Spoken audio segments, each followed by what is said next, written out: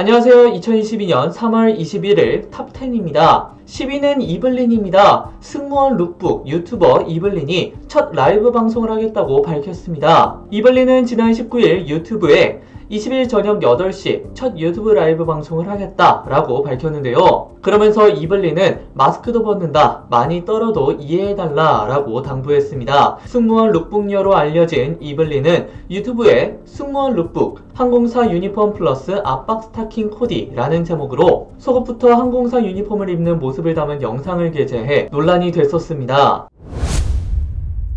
9위는 경기도지사 출마 선언입니다. 염태영 전 수원특례시장은 21일 일 잘하는 민주당 도지사 이재명의 길을 이어가겠다라며 경기도지사 출마를 공식 선언했습니다. 염 전 시장은 이날 오전 경기도의회 브리핑룸에서 기자회견을 열고 시민께서 키워주셨고 현장에서 단련된 저 염태영은 지금까지 걸어온 것처럼 경기도의 길을 당당히 걸어가겠다며 이같이 밝혔습니다.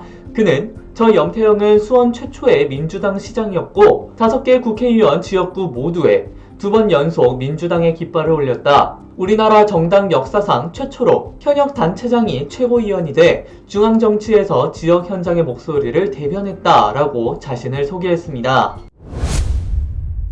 8위는 이섭입니다. 테크 유튜버 이섭이 한남 티콘으로 알려진 온라인 커뮤니티 상에서 남성 비하의 의미로 사용되는 이미지를 영상에 사용하면서 남성 비하 논란에 휩싸였습니다. 과거 이섭은 지난 2020년 1월 유튜브 채널 이섭에 올라온 명기가 다시 살아 돌아왔다. 죽지 않는 삼성 갤럭시 S2 최신 안드로이드 10 업그레이드 도전하기 라는 제목의 영상을 게재했는데요. 해당 영상에서 제목을 통해 휴대전화 기기를 명기라고 지칭했으며 휴대전화 기기를 충전할 때는 일반적으로 사용하는 꽂는다 라는 표현 대신 넣는다 라고 말하는가 하면 이후 휴대전화 화면을 터치할 때는 범해졌다 라고 묘사하기도 했습니다. 이에 영상을 본 네티즌들은 저번부터 이상한 드립 치더니 결국 선 넘네, 남자들 아무데나 넣을게 남발하고 다니는 거 진짜 싫음, 이딴 드립 제발 안 쳤으면 등의 불쾌한 반응을 보였습니다. 7위는 코로나 위험도 매우 높음입니다. 최근 1주간 코로나19 위험도는 전국과 수도권, 비수도권 모두 매우 높음으로 평가가 됐는데요. 3주째 위험도가 매우 높은 등급을 유지 중입니다. 방역당국은 이른바 스텔스 오미크론이라 불리는 BA2 바이러스가 국내에 빠르게 전파하면서 유행 규모가 정점에 영향을 미칠 수 있다고 분석했습니다. 정은경 방대본 본부장은 오미크론 변이 중 BA2의 점유율이 증가하고 있고 최근 신속 항원 검사로 확진을 인정하는 등 유행 정점까지 기간이 지연되고 규모가 커질 가능성이 있다며 거리두기 완화, 등교 확대, 백신 접종 후 시간 경과에 따른 면역 감소 등이 유행에 영향을 줄 것으로 판단하고 있다고 설명했습니다.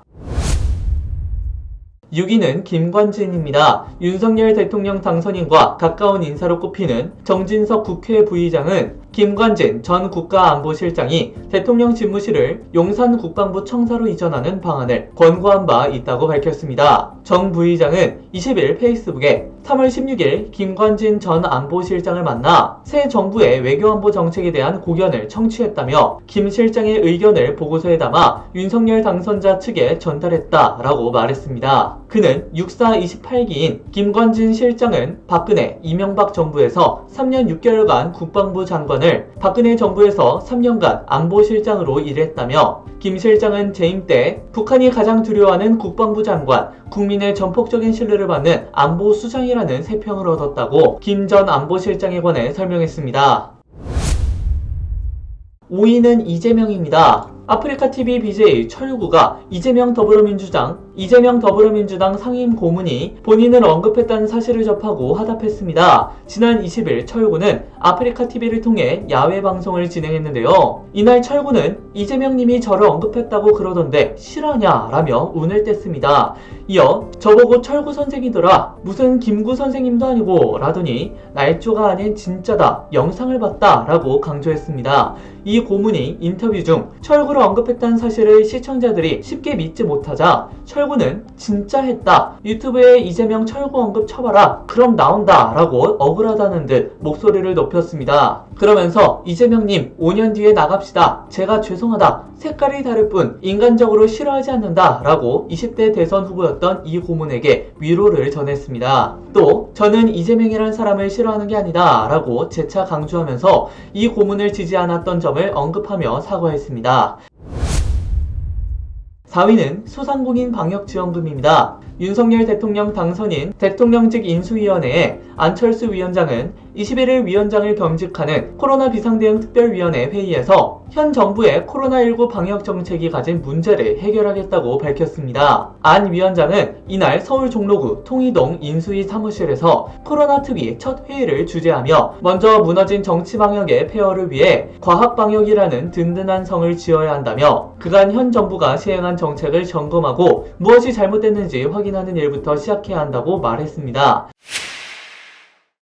3위는 신사와 아가씨입니다. 신사와 아가씨가 종영까지 2회만을 남겨두고 있습니다. 신사와 아가씨 50회는 닐슨 코리아 기준 전국 시청률 36.5%를 기록했는데요. 앞서 지난 13일 방송된 신사와 아가씨 48회는 전국 시청률 38.2%를 기록하며 자체 최고 시청률을 경신한 바가 있습니다. 신사와 아가씨 후속으로는 KBS2 현재는 아름다워가 오는 4월 2일 오후 8시 첫 방송됩니다. 한편 KBS2 신사와 아가씨는 오는 27일 오후 8시 52회를 끝으로 종영합니다.